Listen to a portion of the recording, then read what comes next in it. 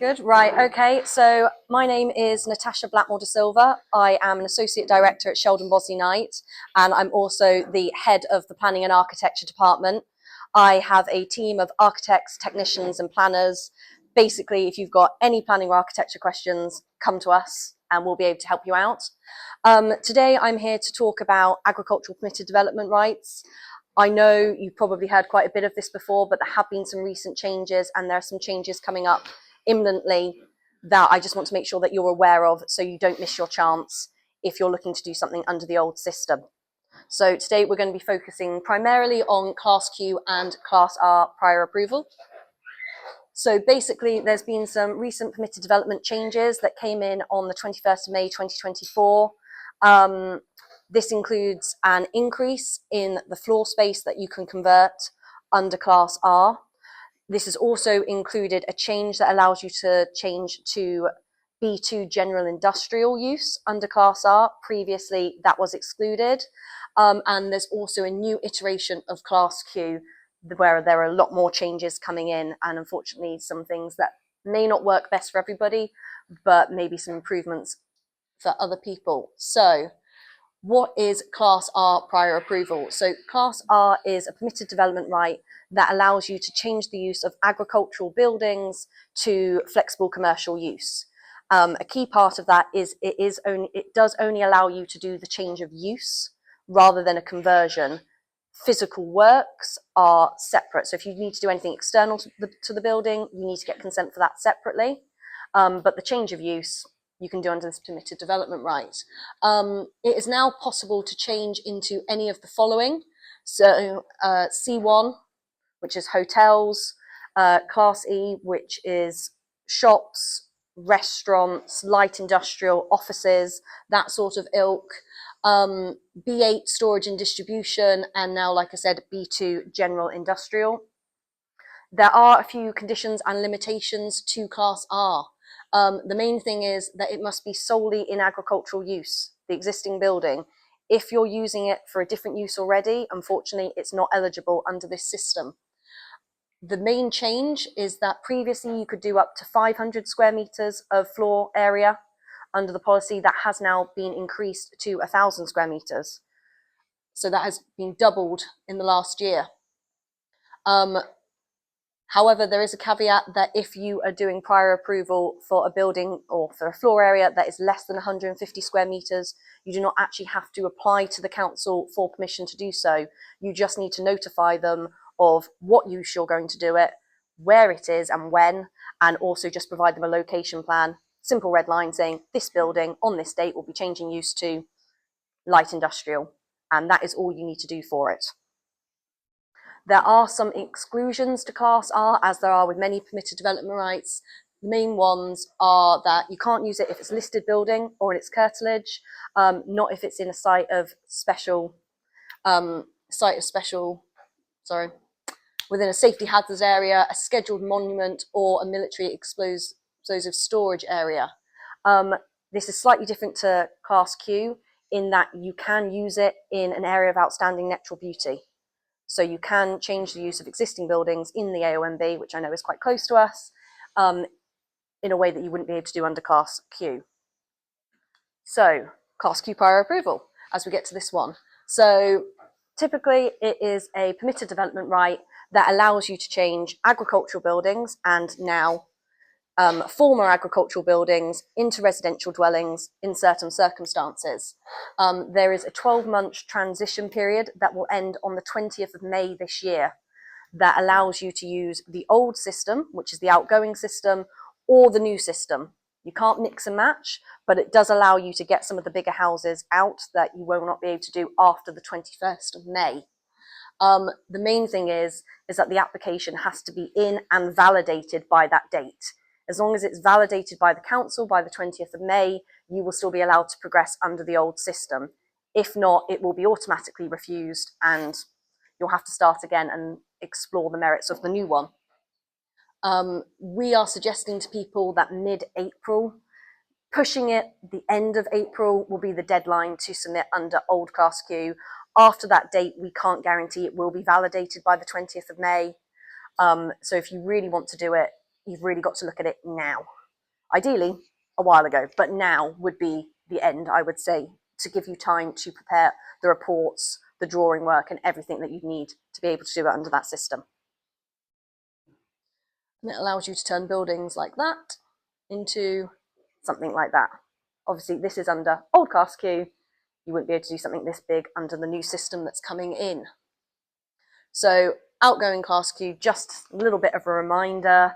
The buildings must have been in solely agricultural use in 2013 and since that date. If you're using them for another use, it's not eligible under this system, unfortunately. You can convert up to 5 dwellings, with 865 square meters being your maximum total. And within that allowance, you can create a number of larger and smaller dwellings. And larger is basically anything over 100, smaller is anything under 100. So just to give you an idea, there's sort of 2 combinations we've got here, where you could do one larger dwelling of 465 square meters, and then 400s, that maxes out what is allowed. Another combination here, a little bit more symmetrical, with 2 slightly bigger buildings or slightly bigger units and 3 slightly smaller ones, but still using quite a lot of square meterage of the allowance there. So new CASQ. So this is one that came in May last year, but as of the 21st of May this year, it will be the only one. So like I said, if your application onto the old system isn't invalid by that point, this is what you're going to be working with going forwards. So the building and on the 24th of July 2023 must be either in agricultural use or had originally been in agricultural use and still on a holding. Therefore, if you have a building that's on your farm that's being used for equestrian or more general storage, but was originally agricultural, it is eligible under the new system. So it is opening up some buildings that previously you would not be allowed to convert.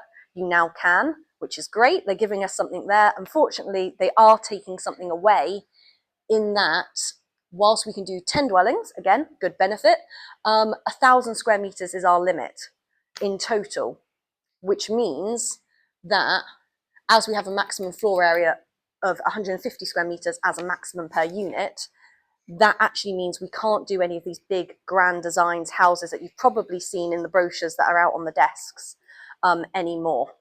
After the 20th of May, we'll be looking at more units, but a lot smaller ones than what we have at the moment. So for instance, a couple of options here to max out your 1,000 square meters. You could do 10 where they're 100 square meters each, or you could do 6 at 150, which is your maximum, with another one at 100. I personally feel that this system works better if you have multiple smaller buildings than if you have a couple of larger buildings. It's a lot harder to subdivide bigger buildings into multiple units. It can be done, but I think if you've got quite a few smaller buildings, this might be the way to go for you. Also, what they've added as a little bit of a sprinkling of gratitude for doing it, I guess, is that you can also do single-story rear extensions onto the buildings that you have, as long as they're on existing hard standing. The caveat to this is not in addition to your 150 square meter maximum.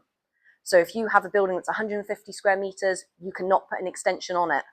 But if you have a building that's 100, you could do a 50 square meter extension at the back, as long as it's single story, just to maximize the space that you have for that unit. Outgoing and new CASQ, there are some things that haven't changed. Main things being you can't do if it's listed building, conservation area, AONB, military storage area. You can read the rest of the list. I don't really have to say it, but basically if it's a protected area or a listed building, CASQ unfortunately does not apply. Assessment criteria. So under the new system, the maximum curtilage allowed is the same as the footprint of the building. If your footprint of your building is 100 square meters, you're allowed 100 square meters outside that can be changed into garden use. Well, private amenity use. So it can be garden, it can be storage area, it can be parking, but that is your limit. Flood risk is also looked at. Contamination, but this is generally conditioned. The idea being that a lot of agricultural buildings have probably had something in there, fertilizer, fuels, things like that, that may leave some contaminants in the ground. If it's agricultural, don't tend to be a problem. If it's garden land that's potentially getting troweled up or mixed around, or there's kids playing, it could be an issue. So you just need to make sure you get a contamination report in, and if there is anything, it's removed before anyone moves in. Not a problem, it doesn't stop you from doing it, but it's something that needs to be considered. Although this sounds like a weird thing to include in here, sufficient windows for ventilation, light and escape. That was not in the old version of Class Q. It was assumed that if you're putting a bedroom into a building, that yes, you would give someone a window. But there were examples that went through that did not do this. So they've caveated it and made a point of putting it in there so that every room is escapable, has ventilation, and it has a window for natural light. Partly for mental health, partly for safety reasons. Highways, this has stayed relatively similar to what we have at the moment, that you need to have a safe access onto a road. So obviously, if you've got a single track access and you're going onto a 60-mile-per-hour road, people are going to be going a lot faster than if you're in a town and it's a 30. So you need to make sure that there's enough visibility in both directions that people can see if they're coming out, they're not going to get hit by a car. The change to this is that it now needs to be an existing direct access. Previously, you could create new accesses over fields to get to the agricultural buildings. Now they want there to be an existing access. They've not explained or provided enough information at this point on whether this access needs to be tarmacked or hard standing, or whether it can just be a track that's well used at the moment without any extra sort of standing on it. But at this point in time, the way we're looking at it is if you have an isolated building in the middle of a field with no genuine existing way to get there, we may need to have to look at whether we get an access put in before you do the Class Q. Excuse me. Another thing to consider is conflict with nearby uses. So obviously proximity to livestock and other buildings. If there's noise and odour, it might be that we need to put an ag tie condition on it, just to make sure that the people occupying the unit have what they expect a level of residential amenity. Obviously, it's slightly different if you're working in agriculture, so we may be able to go closer to a livestock building. Main thing that has not changed on any of these permitted development rights is that the building must be structurally sound and capable of conversion without rebuilding. So the way I look at it is that the building must have, if it's brick or if it's steel portal frame, the existing structure must be capable of taking on the loading of new roofing, windows, doors. If you're adding in a first floor, it needs to be able to support all of this additional thing without falling down. If you need to reinforce it, if you need to put in new foundations, then that's considered structural and technically is not allowed under Class Q. So what happens after the 21st of May? So when we get to that point, unfortunately, outgoing Class Q has outgone, and that will no longer be usable as an option. So we will be left with the new Class Q that allows you to do 10 units, 1,000 square meters maximum. But this does mean that if you've utilised some of your Class Q allowance under the old system, you can still do something under new Class Q. So we've got an example here of where under the old Class Q, we did 3 units, 2 150s, 1 165. So that gave us sort of 465 square meters already used. Under the old system, absolutely fine. We have 1,000 square meters total left over. So that means we have 535 square meters that we can still use under the new system. And for instance here, what we could potentially do is 4 units of 100 square meters and one of 135. That allows us sort of 7 units in 1, 2, 3, 4, 5, 6, 7, no, 8 units in total that we can now have using the old and new method. So if you have done Class Q under the old system and you still have some buildings left that maybe weren't eligible because they weren't solely in agricultural use, or they were slightly smaller buildings and you thought it wasn't worth converting, we've now got options to potentially do that at this stage and just get some of these older buildings that aren't being used back into a viable use. So outgoing and new Class Q rules, things that have changed or haven't changed. The council have 56 days to determine an application.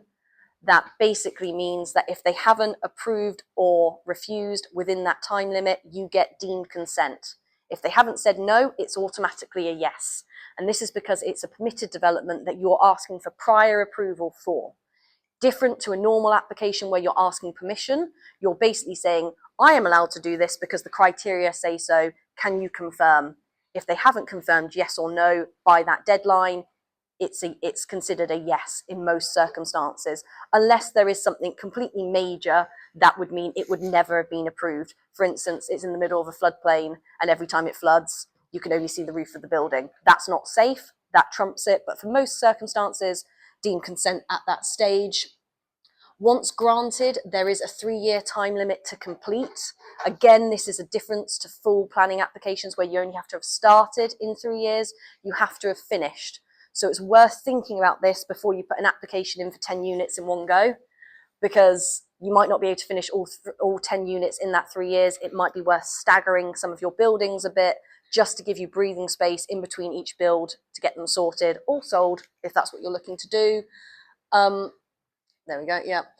You cannot mix and match. So for the next month or so, outgoing Class Q is still in play, but that does not mean that you can build a massive 465 square meter dwelling and put an extension on the back. You have to use one or the other system. We can't just switch between the two.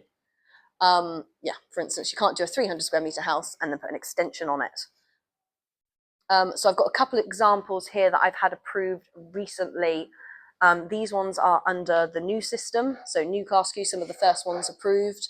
So we have a building here, quite a big building, to be honest, to do under new Class Q, where we got 2 2-bed units and 3 3-bed units out of it, all of them between sort of 110 and 115.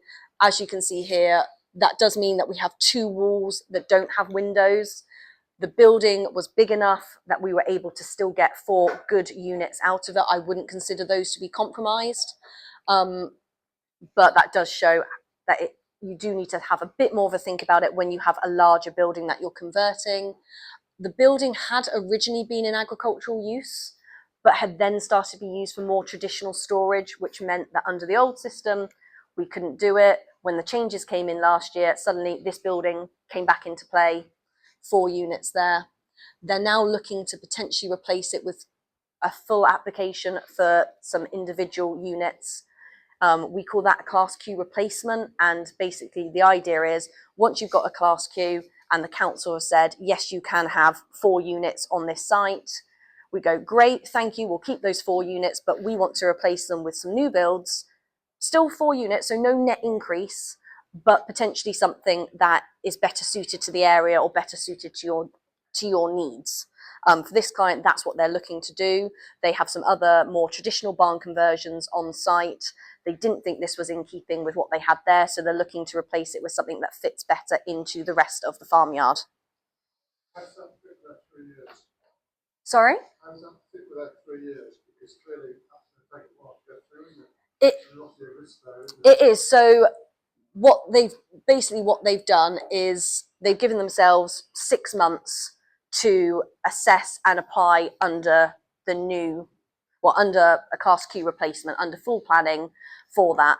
The idea being that 2.5 years is probably still enough time to do it. If they do need a bit of extra time, new Class Q is still there. They can reapply to get a fresh 3 years. The main thing is under the full planning is you go back into the normal system where you only have to have started in 3 years. So once they've got the planning for the Class Q replacement, it gives them a lot more breathing space. They can start 1 unit and then all the others are considered extant, which basically means once you've started building 1, all of them, because they're under the same permission, are covered. So if you wanted to build 1, not do anything for 5 years and then come back and build the other 3, you'd be able to, if you wanted to. I have had one quite a while ago where someone had commenced on a house they got consent for in the 70s, had done a metre by metre square of foundation, and then came back to it in the last few years and said, can I now build this house? Technically they could, because the council had written that they'd started. I don't think you probably would have wanted to build a house for the 70s now in that location because building regs have changed, but it gave them something they were able to trade off and say, I can still have a house in this location. So second example, this was actually quite an interesting one in that the client originally applied under old Class Q, got consent for 5 units, had to demolish a few of the other buildings on site that didn't comply and weren't able to do because that went beyond the allowance. So an application was made to demolish those and convert what was remaining. They actually then went in for a Class Q replacement to put some new builds on, got that consent, and then just as new Class Q was coming into effect last year, and they reconsidered and went, well, actually, I've got 5 units under the old system and I've got to demolish 3 buildings. But if I use new Class Q, I can get more units, I can retain more buildings, and I only actually have to demolish 1, which was probably one of the worst buildings on site out of the pick anyway. So what he did is he went back in and decided to convert quite a few of the buildings into 7 dwellings. So he got 4 4-beds and 3 3-beds, again, all between 100 and 150 square meters. And he had this quite large cattle building, which you can just about make up here, that went all the way down the back of the site that previously we were demolishing. Under the new system, he was able to change the use of that under Class R. So he's now got 1,000 square meter self-storage building as well, which he separated into 10 units. Self-storage, not use as much. His thinking was that that was going to have less of a conflict with the housing on site than if you were to make that into shops or offices. People on self-storage tend to put things in there. They're not visiting every day. There's not going to be as many traffic movements.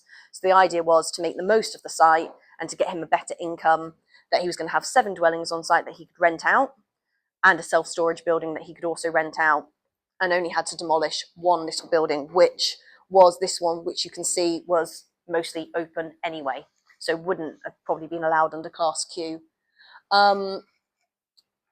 Separately, he did not have a direct access onto the site. Well, he had a direct access, but he wanted a separate access for the storage building. So there was 1 for the houses and 1 for the storage. We got consent for that separately, so that when he put the Class Q and the Class R applications in, he had 2 separate accesses on site that met the permitted development rules, but also allowed him to have the housing separated from the self-storage and any bigger lorries that may be coming into that. So we've got a little bit of a worked example here. So new Class Q, we've got a building that's on an agricultural holding and is in storage use. It's not in an A or an B or a conservation area, structurally sound, and it's 925 square meters. So under old Class Q, it wouldn't be eligible because it's no longer solely in agricultural use. Under new Class Q, there's something that we can do with it.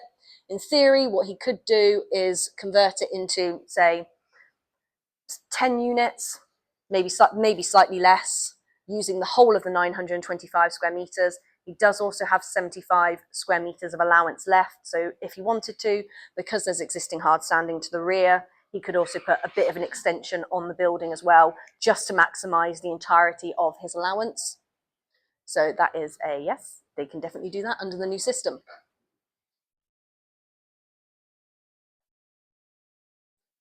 Yeah. That is basically it.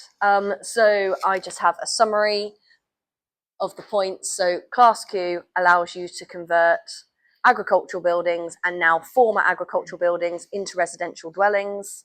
There are several conditions and limitations that you need to be aware of, but if the scheme that you put in complies with this, there is no reason for the council to say no. Outgoing Class Q can still be used until the 20th of May 2025. Like I said, we're getting very close to that deadline, but if you're quick about it, you still may be able to get it in if you really want to under the old system. But now I would probably be looking to apply under new Class Q and get that in under that system. Everything is assessed against transport, noise, flood and contamination. That is the same for outgoing Class Q and new Class Q, not changed. And also for Class R.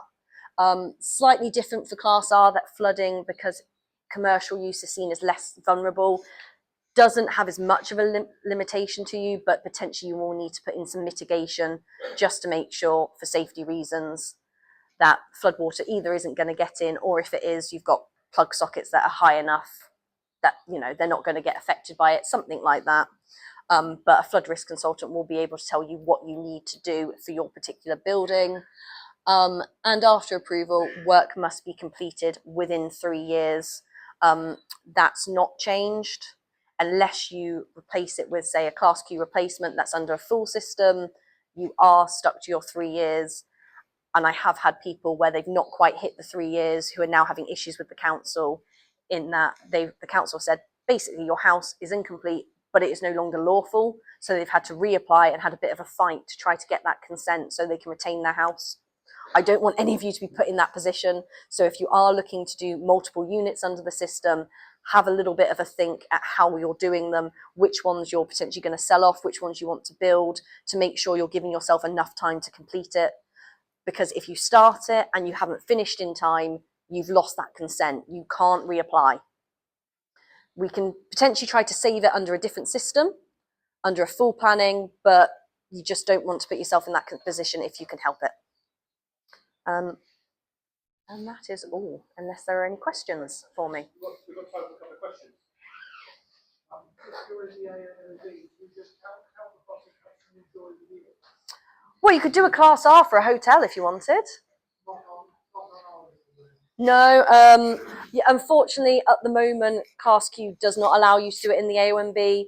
There was talk about potentially removing this restriction. Do you happen to be in the Cotswold District Council? So Cotswold District Council, because... Oh, it's Stratford. Oh, okay. Oh, that's unfortunate.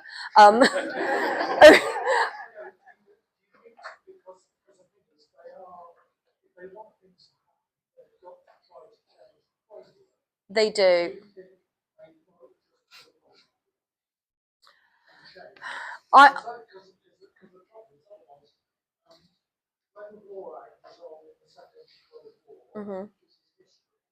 There was no point in the local committee coming round and asking a one-man band who was in the 70s to do anything different. You have to work with what you've got, and if the environment, if biodiversity net gain is important, surely all of this SFI and planning and everything else, we have to work with what we've got, not just blanket set of directives and hope that they can have a square pegs in round holes. You'd hope. Unfortunately, government is not always like that. It does take a bit of time for things to trickle down. If your buildings are traditional build, stone or brick, they can still be converted under a full. So there is still an option there.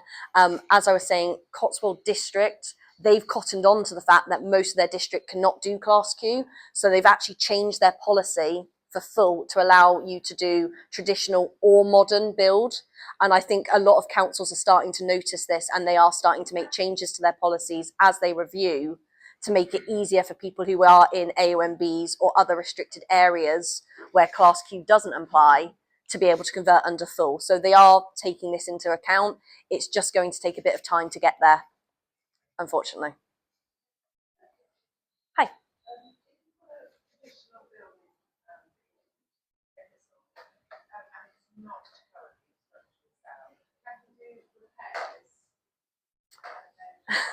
Technically, no. In real time, there is a caveat that allows you to do works to buildings anyway, to the structure for repair and maintenance, separately, as long as the external of the building looks the same as it is now. So that is separate from Class Q. It doesn't count as development. So if you were to do that and you met those limitations, then yes, potentially you could do Class Q afterwards on that building. But it'd be worth checking to see what the extent is of the work you'd need to do that. But I'm happy to have a conversation with you if you want, to see if we can get your building through. Anyone else? No?